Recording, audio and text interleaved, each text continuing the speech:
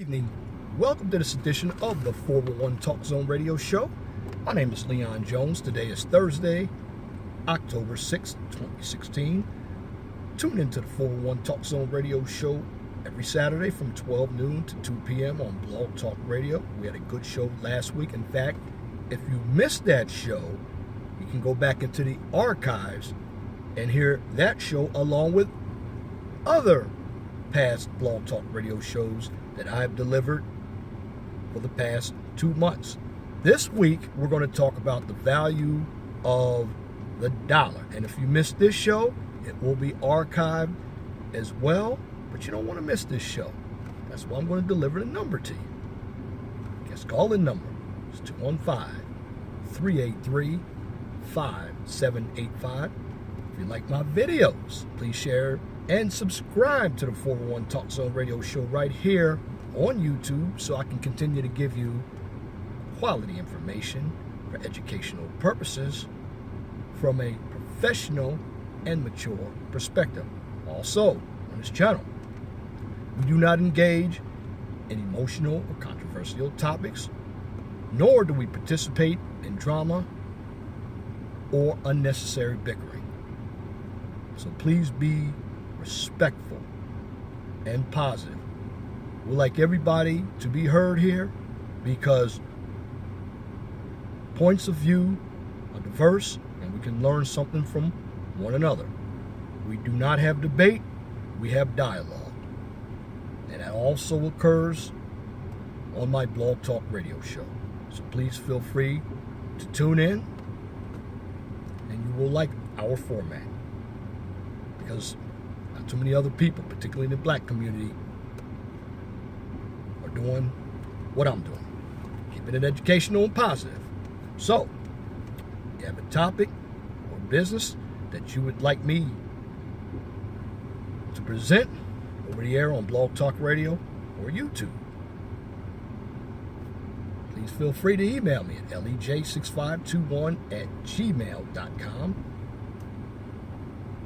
I love feedback, so you're free to comment. But make sure your comments are pithy. No bloviating, if you wish to opine. Now on to this evening's topic. And this is for your business entrepreneurs or your inspiring entrepreneurs.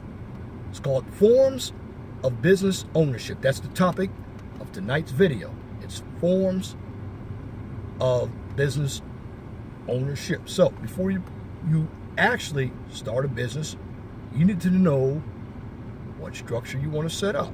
That's basically for tax reasons. Now, here are 7 common ways that business owners structure their enclave or their business. Number 1 is the most common is the sole proprietorship. Then you have the partnership. You have the limited partnership. Then you have your limited liability company known as an LLC. You have your corporation, profit. You also have your non-for-profit corporation. That's non-profit or not-for-profit. You have your cooperatives. Now, when you deal with sole proprietorships and partnerships, starting off with your sole proprietorship. Now, sole proprietorship is basically a one-person business that is not registered with the state like an LLC or a limited liability company. You don't have to do anything special or file any papers to set up the proprietorship. You create one just by yourself. Again, you're the one-person show, but you are responsible for what happens in the operations of your business. Legally, a sole proprietorship is inseparable from its owner. The business and the owner are one and the same. This means the owner of the business reports business income and losses via his or her own personal tax returns and is personally liable or has the liability for any business-related obligations. Now, when we say file a personal income tax form, we're We're talking about a 1040. But for business purposes, you can attach a Schedule C to a 1040. Now, a partnership is similar, but it's composed of two or more people. Just like a sole proprietorship, you don't have to file any papers. The arrangement begins as soon as you start the business with another person. As in a sole proprietorship, the owners pay taxes on their share of the business income, on their personal tax return. So here's the difference. Partnership is comprised of two people or more. Sole proprietorship is comprised of one person, but all of the duties are the same. In both structures, the owners are responsible for the day-to-day operations and the liability of their business. Now you have what we call LPs, limited partnerships. They're basically a little more costly and complicated to set up and run, and I wouldn't recommend these types of business for any average small business owners. Limited partnerships are usually created by one person who is the general partner, who will solicit investments from the limited partners. The general partner controls the limited partner's day-to-day operations and is liable for the business debts. The general partner also, he's the one who puts the investments into the business, or she puts the investments in the business. Now, limited partners have minimum control over the daily business operations and decisions that go along with the responsibilities of running a business. So they're not reliable for any business debts or claims. So I'm going to tell you this. If you know somebody in this type of business, an LP, see if you can get their advice. Now, some of your LPs are your law firms, some accounting firms, but personally, because of the complication, and again, let me wrap this up, on the LP's limited partnership, you actually have a partner who is putting in the investment, and you have another partner who runs the day-to-day business operations. Now, the partner who runs the day-to-day business operations is responsible for what goes on in the business as far as the debts, the liabilities, and the operations. Whereas the partner who's doing the investing has very little control or management of the business. He or she just put up the investment to help the partner establish a business. That's why they call that person a limited partner. Now, my favorites. If you really want to get into business, this is where to go. Corporations and LLCs. Now, forming and operating an LLC, which is a limited liability corporation, is also a bit complicated as well. But it is well worth the trouble for small businesses. Now, the main benefit of an LLC or corporation is that these structures limit the owner's personal liability for business debts and court judgments that arise against the business. Now, we live in a litigious society. You have great protection with an LLC and a corporation. Now, an LLC is a corporation. So what sets the corporation apart from all the other types of businesses is that a corporation is an independent, legal, and tax entity separate from the people who actually own and control and manage businesses. Because of the separate status, the owners of the corporation do not use their personal tax returns on corporate profits. The corporation itself pays these taxes. Owners pay for the income that they actually earn from the business. Like corporations, LLCs provide personal liability for business debts and claims, but when it comes to taxes, LLCs are more like partnerships. The owners of an LLC pay their taxes on their shares of business incomes. Now, an LLC is a fantastic opportunity. Now, set aside from an LP, which is a limited partnership, and an LLC, well, if you think about it, you're really getting that LP, that partnership, and you're also getting benefit of a corporation. Now, good thing about an LLC, you don't have to worry about shareholders. So there's no meeting minutes involved. And you're not taxed twice. You're only taxed based on what you made as an owner for the business. So I would highly recommend the LLC route.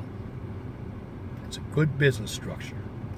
Now, for anybody who is into the activism or the political route or the consultant route when it comes to wanting to serve the community, but you're not going to be in business to make the owners money, it's called a nonprofit. Now, a nonprofit corporation is formed to carry out charitable duties, educational, religious, library, and anything that is scientific purpose related. A nonprofit can raise as much funds by soliciting public and private grant money and donations from individuals and companies. The federal and state government do not generally tax nonprofit corporations. That's your 501c3 on money that is related to their nonprofit purpose, because benefits are solely contributed to these companies by society. Now, you also have your cooperative. This is the last form. Some people who form this type of business,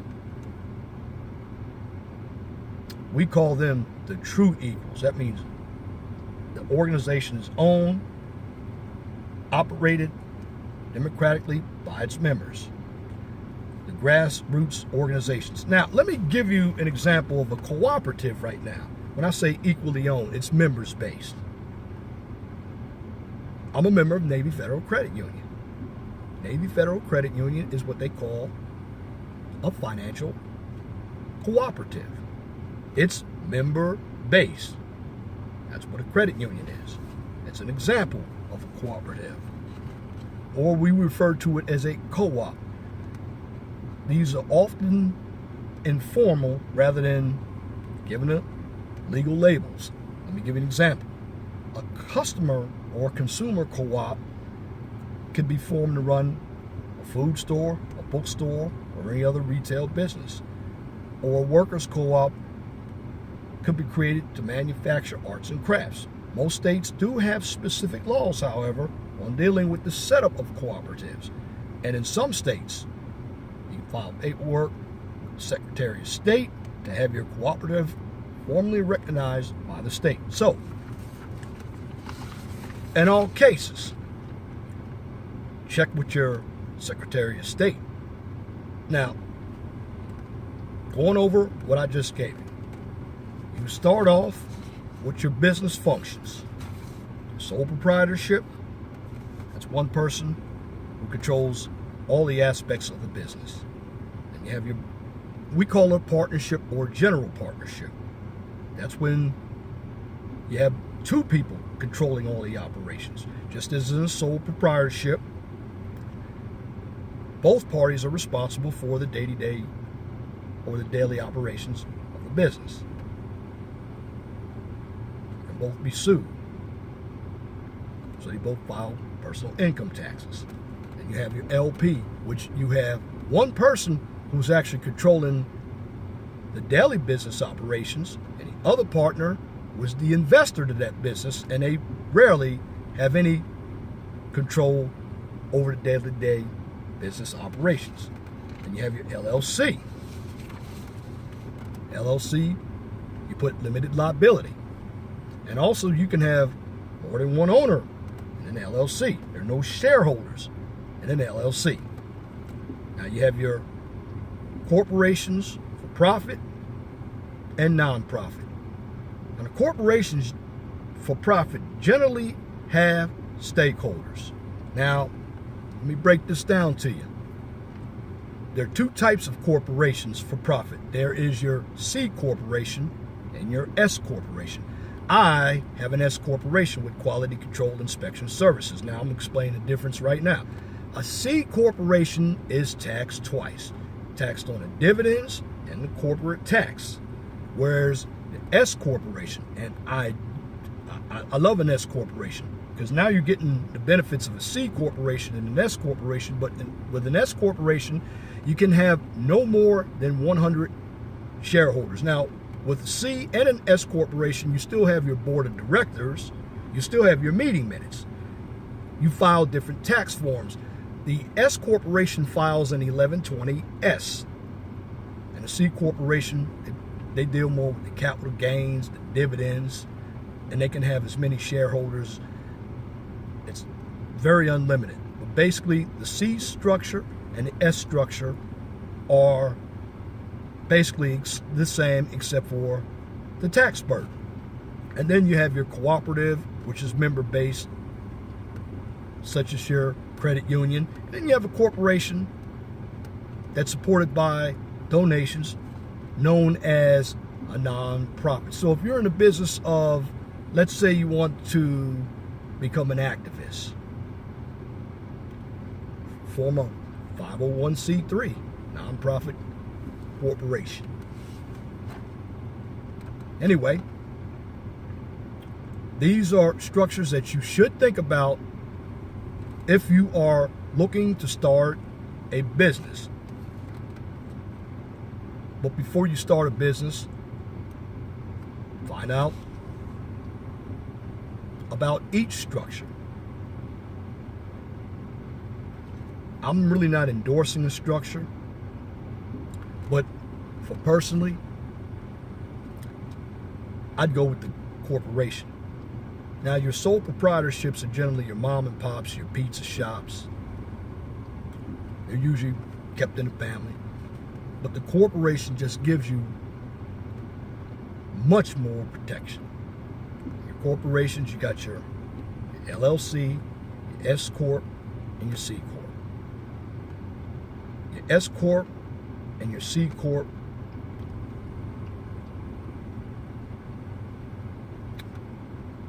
they're good for, well, the S Corp is good for small businesses. Your C Corp is good for large conglomerates. Your LLC is fantastic for small businesses. Now, I'm going to tie something that I mentioned in another video to all these structures.